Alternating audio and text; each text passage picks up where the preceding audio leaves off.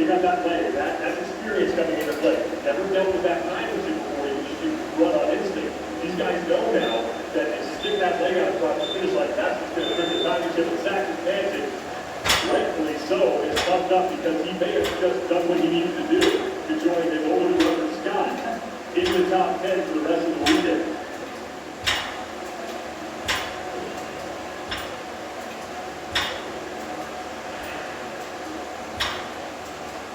Saxon, you say you really needed that, and now that you've gotten that event win, how does it set you up for the rest of the events here right now?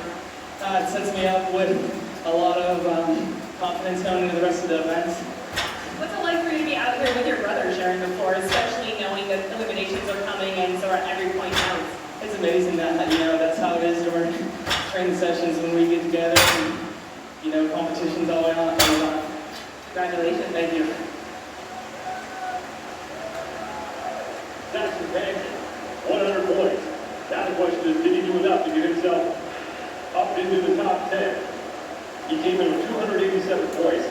He only trailed Pat Beller by, I think, 35.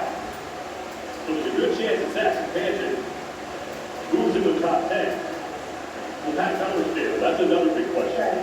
He got hit with a penalty that looks like he straight out the plane. And that penalty, again, like we talked about, right, Bukowski, we assume that handstand wall.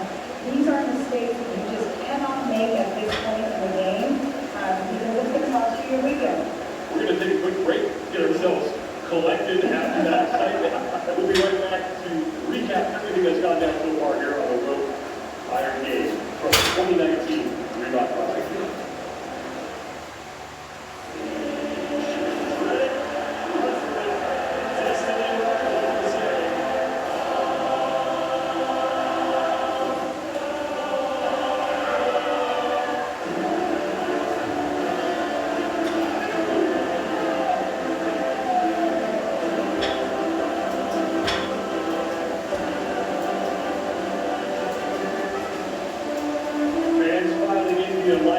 Center here as Dave is number 3 in competition at the 2019 Reebok CrossFit Games is underway. Thanks for being with us today, everybody, here on the Road Iron Game. I am Sean Wilson with Andy Sockman with a man who I wanted to see do that event. That was Dan Bailey. Love this person. I love to see you. I mean, you need both. I'm going to be running it later. Let's talk about that slow down because we've talked about mistakes and how costly they can be. That has gotten magnified as a competition has gone on, and they were gigantic in this last event for both men and women. Absolutely. I mean, you looked at some of the names on the leader or on the whiteboard out there as they were going along. All of a sudden, names that we were familiar with started popping up in red letters. We weren't sure what that meant at first, but apparently they had some sort of penalty assessed to them. We're not 100% sure what those penalties were, but they were costly. We're talking like 10 seconds per race. So that takes you completely out of moving on into the next round. Wherever you were on that board is where you were stuck. And we've talked about, this weekend, making mistakes. And it's one thing to perform your best and you're just not stacked up, but in a time where it is so crucial to not make any mistakes, to see somebody like Pat Beller make a mistake, incur a penalty, and pretty much cost himself possibly the rest of the weekend, it's painful to watch. And when you think about Pat Beller may not, Froendt capacity may not, you can point to specific moments in this competition that probably cost them moving on to top. Bukowski was top 20, but Beller out into the top 10. We'll talk about the individual competition more here in just a little bit, but we'll get caught up on what has happened with team competition as they started things off with the sprint relay. So they haven't freedom, they are still in the lead, but CrossFit Krypton sliced into their lead. They now just trail their freedom by 61 points. Now that doesn't sound, that sounds like a lot, but it's really not with the scoring system. This is next, now sits in third place. They're 155 points back against freedom. Central Beast are in fifth, and OC3 Black dropped down 2 spots because of what happened there. They are now in 6th place. So this is basically a 2-horse race at this point. But we can have huge points race for that.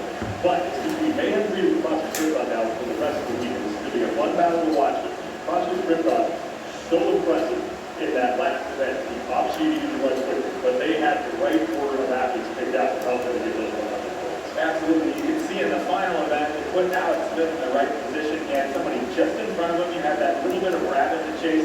Nobody made any mistakes. They were able to execute perfectly through the event to take away 100 points. Right, I mean, you saw that Camille held her own, but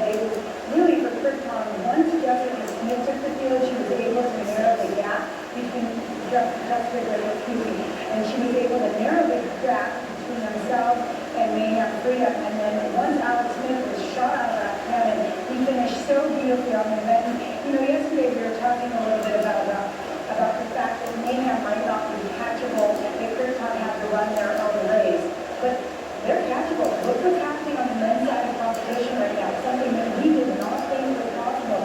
And so I think, you know, yesterday I was talking about Krypton just needing to come into their own thing. Mayhem is within reach. They've narrowed that gap to 61 points now. They could easily take it from them. You know, and Alex Smith is a guy that we give a lot of credit. We always give credit to the guy who scored the touchdown, but it was Jessica Griffin who put him in position to do that. She, each time they were in the competition, you can see it here. I mean, just handed off the big lead to Alex Smith, and he only made that bigger.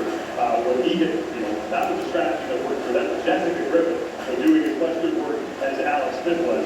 And Alex Smith, and both times on the ankle aid, physical win for CrossFit Krypton, and they sliced 30 points off of Mayhem Freedom's lead just like that, down to 61. Mayhem is still looking solid in first place, but if CrossFit Krypton can keep putting on the pressure here, we might have a very exciting finish on Sunday. We have more of the team competition in just a second, but as far as the individual competition, we do not have the world standings because they are cutting the field down now to 10 athletes. We're going to announce that.